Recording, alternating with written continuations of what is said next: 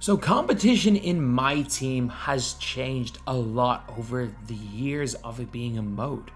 From initially there being almost none in the 2K13 days where there was not even an auction house, and honestly, the game was just completely broken. It really was, even more so than now. To the wager era of 2K15 through 2K17, where while maybe the players weren't the greatest in terms of 1v1 competition, it might have been at its peak. To 2K putting an end to the wagers in 2K17 and 18. To now, competitive MyTEAM being bigger than ever because of a huge prize pool in the 250k tournament. From winners like Skip to Mylou, rest in peace, to Ty and Jomar winning the last couple of years, today is the final of the tournament with Definitive facing off against Ty on the next gen side, and on the current gen side it's Splash Edition facing off against Swaggy in that final. And in this video over the next, I don't know how long, we're going to be talking about the entire history of competitive MyTEAM. And lads, if you guys are watching this when it's just out, we are going to be live for the 250k finals, watching 40 best players in the world play for a crazy amount of money later today. So anyway, now let's get on to it. So we're not going to spend too long on the first year or two of MyTEAM because it was incredibly primitive. NBA 2K13 was the first year of the game, and honestly, like, you couldn't even put cards up in the auction house. The whole concept of the game was completing road to the playoffs, which is like not even an entire season of Unlimited right now. And for completing it, you got a 99 overall Michael Jordan card.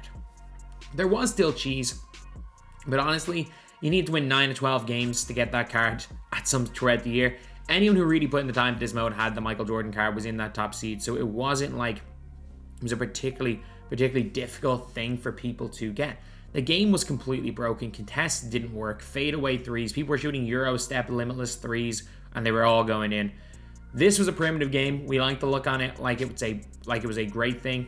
Blocks weren't able to be, literally were unblockable in this, or dunks were unblockable in this game. This was a bad game. Kind of a bad mode. But you know what? It's better than their current My Faction mode in WWE, and for the first year, it was what it was. 2K14, however, was a bit of a different game. It didn't necessarily have as much in terms of like depth, because there was no like prices based on real players. There was a lot less to do. There was literally no competition on the next gen game. However, on the current gen game was the start of a little bit maybe of what you could consider competitive MyTEAM. So we're looking right now at Cash Nasty going through his collection. From current gen 2K14 was the best player in the world. And the reason why I'm talking about this gen rather than the PS4 version is that people don't remember there was a leaderboard for the first time ever, and the only ever time there had been just a general leaderboard, not by seasons, not by anything else, but a full-on leaderboard, which Cash actually spent a lot of time as the #1 player in that game. He's at 14 right now, but he did spend a lot of time as the #1. However, at this stage, there was no real incentive for taking the game seriously, so people really didn't.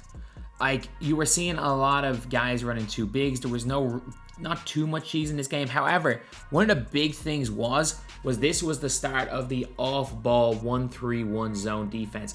Cash Nasty was actually the main reason why off-balling was a thing.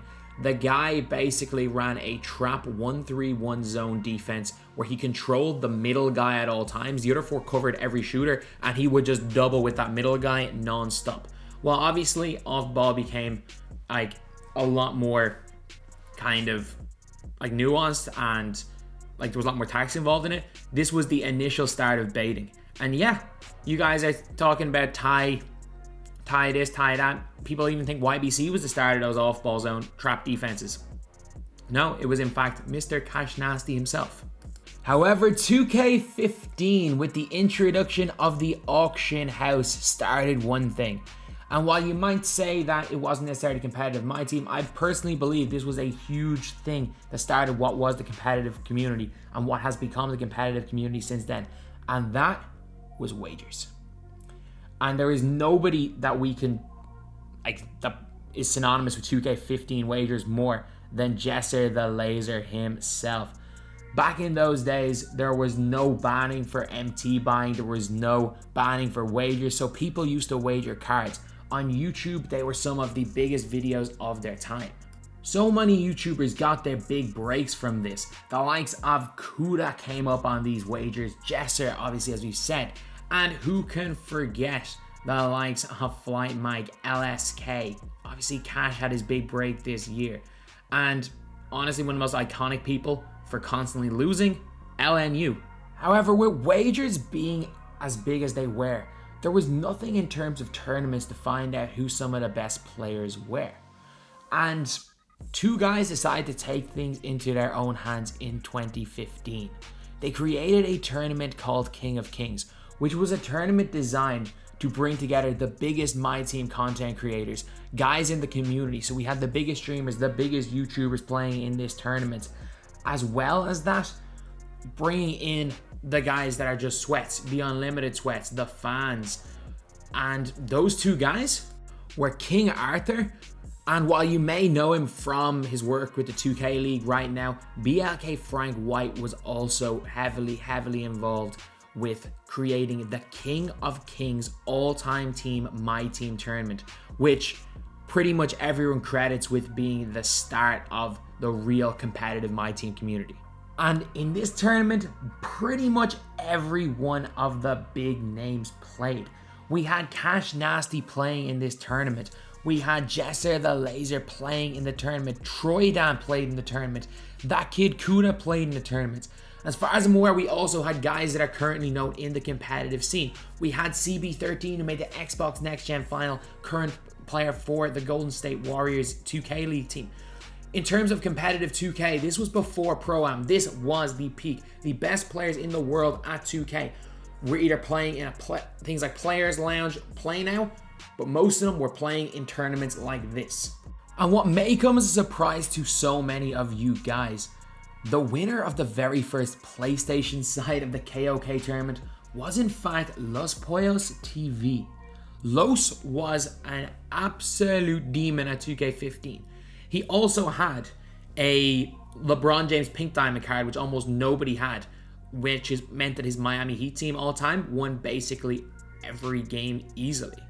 But at this stage, this is before obviously Los became an IRL streamer, or not necessarily an IRL streamer, reaction streamer, before he became an absolutely huge streamer. This guy was a 2K sweat and one of the best players in the world for his time. The Xbox side was won by Big C Richie, proving that age is just a number and that even an old man has a great chance of winning a 2K tournament, proving that there is no limit on what age people can be great at 2K. If someone as old as Richie could have won in 2K15, especially running through a damn Sean Kemp card, there's hope for all of us. 2K16 started out kind of the way 2K15 finished, with Chris Smooth running an MT Wars tournament, which contains a lot of the best or the biggest content creators in the world who may not have necessarily been the best players.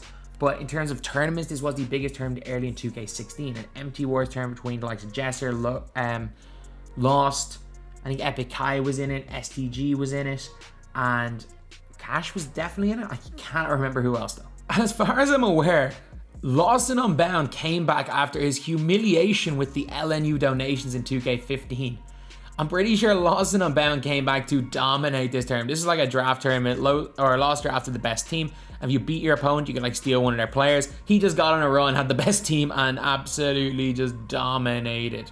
The guy dominated, which is hilarious considering, if you guys remember the 2K15 LNU donations, no one expected it. Wagers continue to be an even bigger thing, with MyTEAM becoming the biggest it had ever been as a mode, and probably ever would be other than maybe 2K19 or COVID times. With, again, the likes of Jesser, Cash completely blowing up to new heights. Cash Nasty ending up with over 1 million subscribers by the end of that year. Jesser getting to over 500,000. A hell of a lot of that being based off these wagers, being based off people liking to see content creators coming up against each other. However, at this stage, the full competitive MyTEAM community had not really been formed, and it was still mainly just content creators playing against each other for videos more so than anything.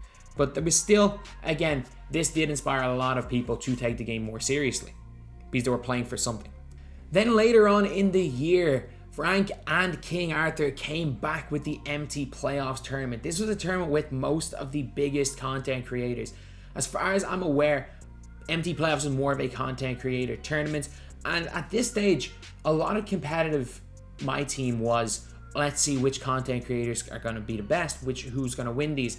While the real sweats, yeah, they were kind of hidden in the shadows, waiting for 2K17 to pop up, which is where they all came out. The KOK tournament then came back later on in that year, and again a star-studded lineup of players in that tournament. The likes of LSK. I don't think Jesser played in it in 2K16. Cash didn't play in 2K16, but there was still Troydan, Zach TTG.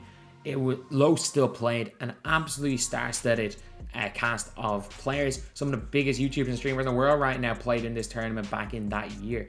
And yeah, this was, again, the biggest tournament, the highlight of competitive MyTEAM for that time. The tournament was actually won by that kid Kuda, who honestly, I will say, one of the most talented people to ever be in the MyTEAM community. The guy literally was the best MyTEAM player in the world at this stage, won a 2K league with the Knicks, and if you ever was the best editor in the community. And if you've seen what he's doing now with his photography, it's incredible. As well as that, he is now currently one of the creative forces behind 2Hype. He is one of the most talented people and one of these guys that, lovely guy as well. So I'm happy to see him succeed in everything he done. But at this stage, competitive MyTEAM videos was what he was mainly known for, and he was the winner of KOK. I have absolutely no idea who won in 2K16. On Xbox, I'm pretty sure it was Leafy, but I know for a fact that Kuda did beat Jin Sanity, who still to this day is arguably a top 3 or 4 player in the world in the final of KOK2. 2K17 though, one person changed the game. A guy who was streaming on Twitch at the time, a Park player, changed the entire game mode of MyTEAM within a week. This guy was the best player in the game at the time. There was the likes of Crymouse, but this guy was the guy that really showed everyone the sauce. The 5-out meta. The 5-out meta became the prevalent way of playing 2K. And really, 5-out went from, people didn't really dribble, people played through the post, people played a lot of different styles, but no, there is one game that changed everything in terms of the way the game MyTEAM was played at that time. And that was when this guy took on Ambush. Ambush was seen as maybe the best player in the world at that time, and definitely the most dangerous player because of the fact that he had the single best team in the game. Ambush had every player, whereas the guy who came up against him didn't. He just straight up didn't. And Ambush was good. There's no question about it. Ambush was good at this time. However, while Ambush got off to an early lead in the game, he could not deal with the 5-out momentum cross. He just could not deal with it, especially back in the 2K17 days when on-balling was mandatory. You were not allowed to off-ball, so it became next to impossible to guard this style of play. Games were being played on pro difficulty as well. You could hit whites.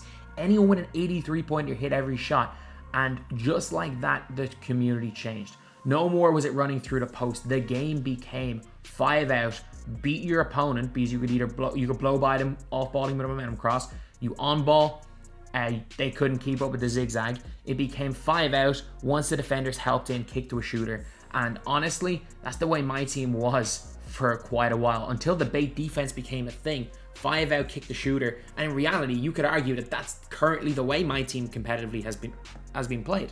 And as the game went on, Ambush could not deal. He could not deal with the 5-out.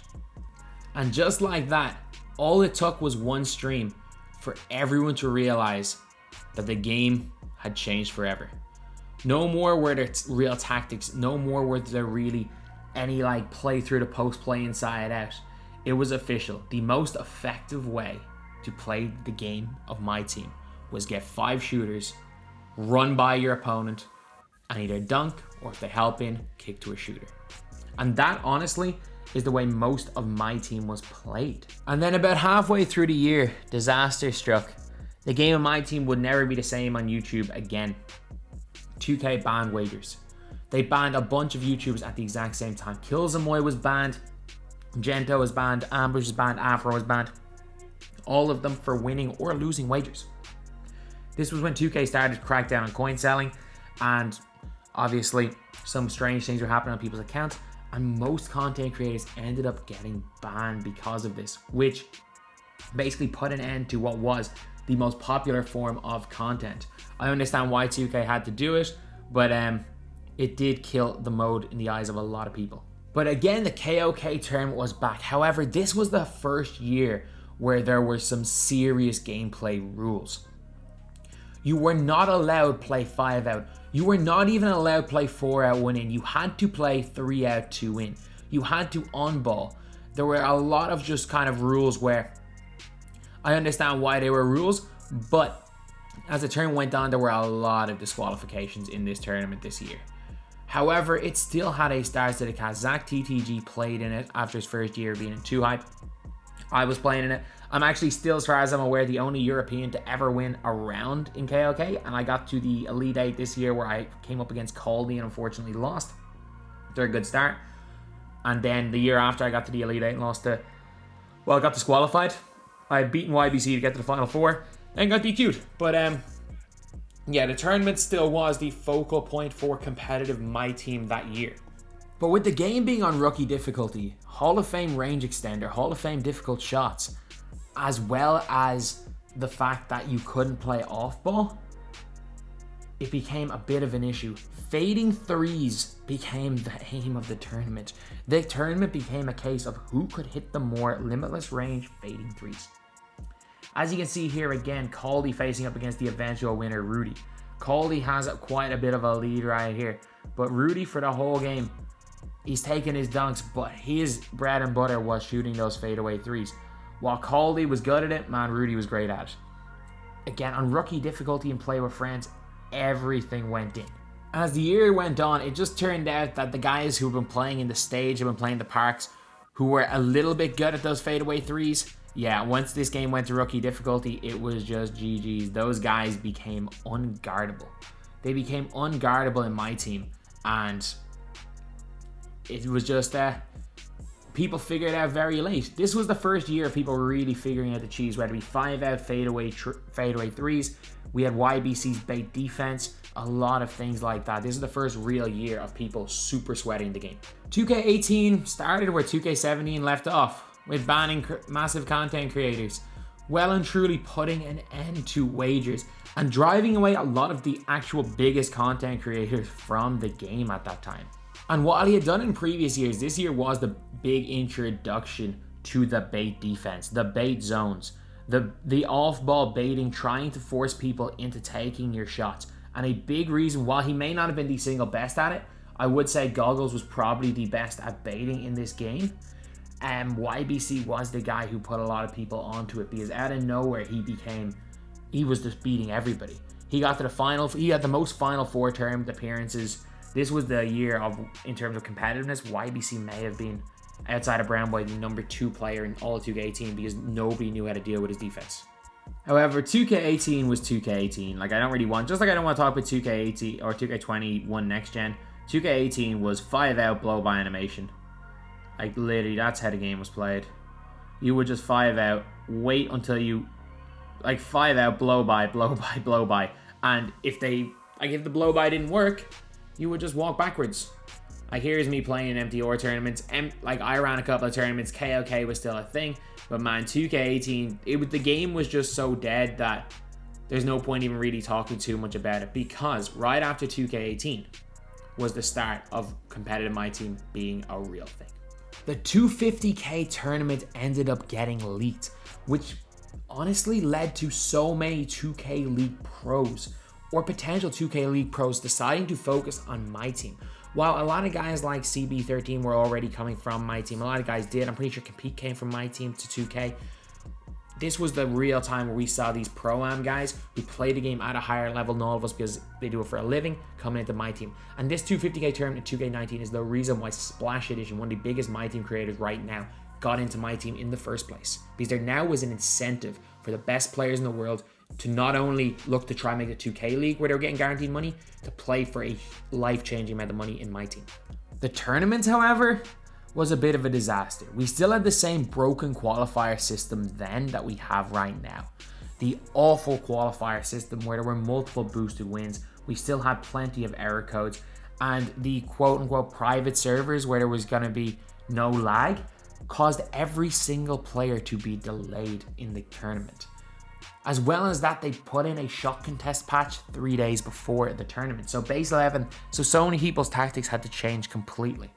A tournament for $250,000 or nothing. And 2K bring in a patch 3 days before the tournaments. And honestly, this isn't the only time they go and do that. As well as that, the finals went as they could have went. I don't necessarily think that the finals were too bad a thing, but the tournament, again, not being in person, everyone being lagged up to the finals with turn-up defense making it through a PS5 side. Turn-up's a demon, but a lot of that due to just having the better connection. It really did not bode well for the tournament, and a lot of people looked at how badly this was ran and thought 2K surely going to run something better in the future. A newsflash, you'll see later on, if you know anything making better than MyTEAM, you know they haven't. The tournament in the end was won by Skip2Mylu. Rest in peace, Skip, after a 2-0 sweep of turn-up defense. We then had to witness one of the most painful interviews I've ever seen of Ronnie2K interviewing Turnup after losing $250,000, getting nothing, asking him if he felt the crowd love, and then saying, "You're not leaving here empty-handed. Here's your Xbox One X gift bag." After losing out on $250,000, Ronnie had the audacity to ask Turnup if he felt the crowd love, and then say, "You're not leaving here empty-handed," and handing him a console which he already owned. I can't believe it. I still can't believe to this day that happened. But congrats again. Turnup won the 2K League that year, and huge win for Skip in the first 250k, and rest in peace, Skip. Not much happened after 250k, but late game 2K19 was ran by this Giannis made play with friends warrior cheeser right here. This guy right here came out of nowhere in about May and won one of Valor's tournaments by beating everyone by about 20 points. The guy only started playing MyTEAM seriously in like December, but it was the start of the bait defense rim running era of MyTEAM. Tydebo came out of nowhere and just changed everything with 2K19, beating so many people incredibly comfortably, if I'm being honest, at that time, because he just played a style that nobody knew how to deal with. There was probably a 3 or 4 week period where Ty had just been running through the competition, and I can't find footage, but Ty then faced off against Goggles in a game which honestly was a crazy situation. So Ty faced Goggles in a tournament final. The whole tournament had been played on pro difficulty. Goggles wanted to play it on Superstar. Ty wanted it on pro because the whole tournament had been on pro. And for that reason, because Ty had come out of nowhere, the entire competitive community piled on the guy. And fair play to him for pushing through it. And he did lose that series to Goggles, and after losing that, the amount of things he was called a play with friends warrior, is only good post 250, is not actually good at the game, just cheeses with Giannis, just has the best team, every excuse in the book. And then Ty went out for the rest of that year to win every MTR tournament for the remainder of the year, and after that went on to win KOK, where he had to play on ball. After being told that he couldn't play if he had to play on ball, went on to win KOK on ball. But then people were saying he wasn't going to be good in 2K20. I mean, we all know how things have gone since then. But yeah, that was really it for 2K19. 2K20 started off a little bit more quiet than 2K19. The competitive level players were kind of scrimming amongst themselves. Pervy was running MyTEAM League. The competitive players had their own group chats. They kind of stuck to themselves. They didn't want to give out much of the sauce, especially prior to 250k. And because of the fact in 20, a lot of these guys were making a lot of money off 12-0 runs. So they didn't want to give the sauce out to everybody so that they would struggle with 12-0s. However, 2K decided, again, just like last year, where the shot contest was the main factor in how the game was played, 2K decided before the 250k tournament, I think it was the Wednesday before, they were going to patch the behind the back. The behind the back explosive was the meta. It was the meta. Nobody had a clue what to do for the tournament after the most overpowered and main thing people did was patched. The 250k tournament on PlayStation was crazy, with Splash losing getting delayed against Jomar, losing him first round. Then suddenly in round 2, Jin upsetting Ty in what was an incredibly close game all the way to FSU literally shooting a full bar to win, or for the win. 250k full bar. And the class guy who honestly was a different class to Jomar. Jomar was just so much better than him in this finals, even though game 2 was quite close. But yeah, NBA 2K20 up until really quite, I can't even remember when MyTEAM was that big, because again, after 250 it kind of died down, but then we all know a pandemic happened. And in March 2020, a perfect storm happened in competitive MyTEAM. Ty started off the month by winning the global championship and starting to give out a little bit of the sauce. People started learning how competitive players played. People got more of an insight into the mind of competitive players, as well as the fact that people were kind of locked inside. We saw a lot of really good Pro-Am players. So a lot of really good Pro-Am players gravitate over towards MyTEAM. And we saw more and more guys, well, they just had more time to do 12-0. So these top competitive players were practicing day in, day out. They were playing the game for a living. And with that became probably one of the periods where competitive MyTEAM in terms of money wasn't really there, but late game 2K20, you could see by the amount of people that were playing, the amount of people watching streams, the amount of people that were interested in it, may have been the time where so many people got interested in the first place in playing this game mode competitively. This was around the time when MyTEAM Madness came up, which became at that time the biggest competitions in MyTEAM, because they were paying cash prizes, or they're paying to enter. Their cash prizes were huge, and people began playing for quite a bit of money. It was also, this is when people started players lounge wagering. People started playing this game more and more for money, because again, people like to side bet, because well, that's just the way gaming is. Amongst competitive players, there was a debate at this stage what the best way to play was, by running deep hash, which was running the angle I ran right there and forcing the AI to just run off the corners, which honestly became one of just the main ways people played. You would run at this angle and the whole defense would just help off completely.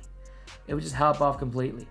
As well as that, there was another way that people, well, there was another way that people played, which was 3 hunting, which was dancing around screens and trying to shoot. However, late game, people realized that neither of those was actually the most effective way to play. The most effective way to play was dribble glitching. People still ran deep hash occasionally, people still hunted threes, but at the end of the day, anyone who was not holding L2 while in some sort of an unstealable dribble glitch animation was going to lose in NBA 2K20. It was as simple as that. It was as simple as that. You got into a position where you could dribble glitch, and that was all you did. That was all you did in MyTEAM. You had a player with the Pro 8 between the legs, the normal 2 behind the back, the normal 1 between the legs, or the Pro 2 between the legs, and you would glitch that. And then late game, obviously, breezy Yao Ming glitching was a thing, but I mean, that was kind of too late game that it was really a factor. But late game 2K20 was the worst video game I have ever played. You literally just dribble glitched. That's all anyone did. Competitive MyTEAM was a thing to start 2K21. After the summer of 2K20, from the get-go, there were MyTEAM Madness tournaments being ran. People were trying to play this game at a high level straight away. There was no more hiding the sauce. Everyone knew the sauce. There were no more 12-0 grindings. People were no longer secretive. Everybody knew everything. People were playing this game non-stop for money. And honestly, the level pickup in 2K21 was huge. Obviously, let's not forget week 1 DBG. When stick shooting was a thing, the #1 player in the world. And then, let's not forget week 3, week 4 DBG, even after the stick patch. I only lost to Swaggy, who's in the final today, by 6 points on his host. I lost to Swaggy by 6 on his host. I was a demon at the start of that game. And I really want to say that because it's the only time I've ever been a demon at any 2K game. So I will not let you guys forget about that. But this was a Ty versus Splash game. In 2K21, people didn't know how to shoot. No one really knew how to play the game early. But one thing people did know, Steph Curry was a damn good card. And Hall of Fame Showtime, or even Gold Showtime, and Heart Crusher ruled all. What they were was a badge that if you got 2 steals in a row, as you can see, all of Splash's teams is cold. What happened? Splash turned the ball over twice in a row and his whole team got cold ring. You would get 2 flashy dunks in a row, your whole team would be on takeover. So if you got 2 steals into 2 flashy dunks, your whole team would have takeover, their whole team would have cold ring. The entire meta of this game, forget about 3 hunting, forget about certain things. The entire situation, 2K21 on current gen, was could you get takeover before, or could you get showtime and hard crush your opponent? Because when your opponent got hard crushed, they had to send in their bench. And when you got showtime, your team became just on steroids. And as expected, as 250k quals, they were an absolute disaster. So first week, almost everyone ended up getting DQ or getting error coded. Again, I'm gonna say this: I would have qualified week 1, got error coded. Splash got error coded. Ty got error coded. Jin got error coded. The guy who changed the game in 2K17 got error coded.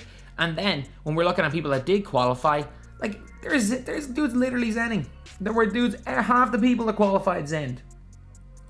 Half the people qualified zenned. And then we saw someone qualify under like 3 different accounts. Like the 2K19 champion Skip qualified on multiple accounts. They all ended up getting disqualified, but he qualified on multiple accounts. It was crazy, but you can see here, center with no meter, that's a zen. It was straight away, it's an obvious zen. But he's down here zenning, and we got guys qualifying on multiple accounts, and people knew even going into the tournament that there was going to be a situation where people were not playing on their account. 2K were warned that it was going to happen, and it did. The 250k tournament itself was wild.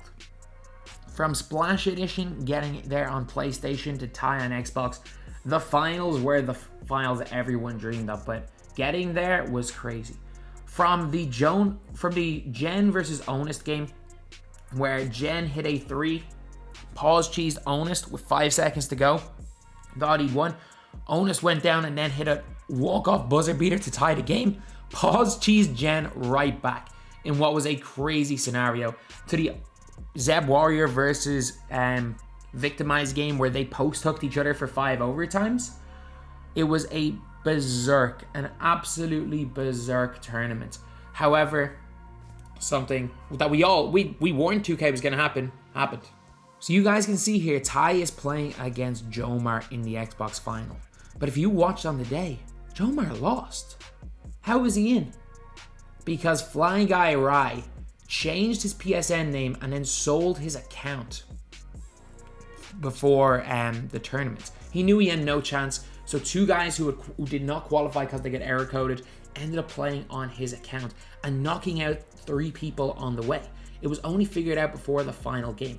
However, with no prerequisite for face cam, with no like actual proof you have to be the person, this was always going to happen. And in fact, this actually happened in the NBA 2K22 tournament as well on multiple accounts, but 2K have refused to do anything, even forcing FaceTime, even the slightest bit of effort to stop this happening again. Thankfully, the winners both last year and this year were the actual people, but it could have been an absolute disaster, and 2K were warned about it before it happened, which is the worst part. The 250k final itself was nuts, with Splash shooting like 90% from 3 in game 1.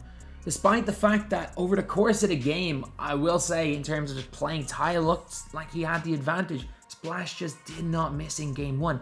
But then the legit opposite thing happened in game 2. After a 40-minute wait between games where 2K did not let the players play so that they could interview NBA players while the entire chat spammed L, we want to see Ty and Splash. They eventually started game 2 where Splash in fact dominated the game, but it was Ty who got the lucky breaks and managed to pull away in the end. However, game 3, I think both guys will admit Ty played better in that game. So over the course of the series, look, it could have gone either way. I don't think I would have said that either player was robbed. It was a crazy series, and congrats to both of those guys. And thankfully, at least in 2K21, for winning your console side, you got 50 grand. So instead of getting a gift bag or feeling the crowd love, Splash came out with 50 grand for winning the PlayStation side. I'm not even going to talk about next gen because there wasn't that much in terms of next gen competitive, but the game was, I'm not even going to say the game was bad. I'm not even going to say next gen game was bad because I enjoyed it. The meta was just ridiculous. We had Taco Fall running at super speed. Tall players literally had super speed in this game, and I'm not even joking with that. You ran to the basket with somebody, and that's how you played the game.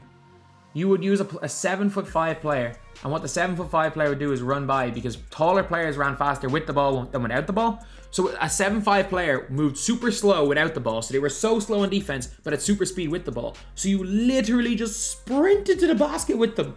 I've never seen anything like it. We will never see anything like it again. I didn't even mind 2K21 Next Gen, but I will say, competitively at the end of the game, it just became sprinting with tall players. Like, look, it's a joke, man. So in 2K22, we kind of haven't really seen too many things in terms of MyTEAM Madness terms. 2K Legends have ran a few, but what we have seen an uptake in are the amount of wagers. Competitive players are playing wagers against each other for money rather than for cards like back in the day. They're playing against each other a lot, they're scrimming, but their main focus now is the 250k, because there are two 250k tournaments, one for current gen, one for next gen. So there was a potential winning of 400k on the line if you won the whole thing. So people are scrimming, people are playing wagers, while again the individual tournaments have stopped, and they normally do stop prior to 250k. I can see them picking up a lot coming into the summer, especially with 250 ending today. Right now we haven't seen too much of that this year. However, the 250k quals themselves, shambles. A shambles. So week 1, Splash got disqualified. We're watching his week 2 qualifying first. Week 1, he got disqualified because someone stream sniped him and let him win. Danny Rifle also got disqualified for getting stream sniped. I'm not even kidding. Then week 2, people are like, oh crap, we're gonna get disqualified for streaming. So nobody streamed on week 2. Nobody streamed week 2's quals because they were like, oh, if we get stream sniped, we lose. And then the best players in the world who are gonna win games by 70, 80 points, they all got disqualified. People who finished like in 12th place. People who legit finished in like 12th place in the qualifying as top 4. It was a shambles. We had just DQs everywhere.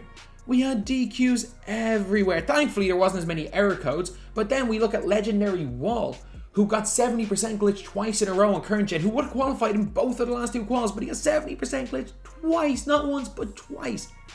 Quals have been a shambles for years, and they continue to be a shambles. And just like the tournament that we've been talking about, calling it a shambles for years, it was the exact same BS again this year.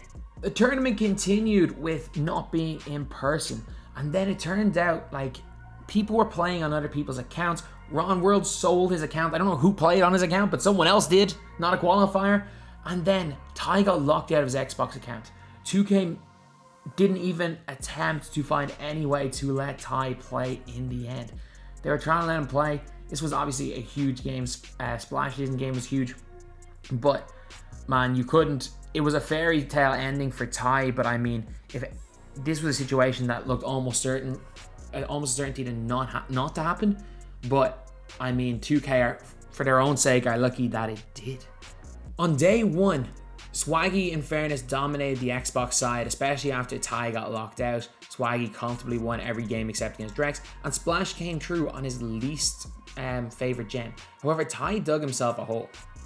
He was in fact down 39-15 at one stage and came back to win. He came back to win in what was one of the greatest comebacks you've ever seen. And Ty came back all the way to win the entire tournament and win 50 grand. What is one of the crazy situations we will ever see, to set up a final versus Definitive, who he's no slouch, he balled out, he beat Jin. I'm telling you lads, this one's going to be a final for the ages, both of them, because Ty's better on current, Splash is better on next. They're both playing on their least favorite gens. And then we've got E, who is a next gen player. Although Swaggy's a next gen player, Swaggy's a demon on current as well. We got E, who is like a next gen specialist playing against Ty. These 2 finals are way too close to call, and honestly, I cannot wait to watch them later today.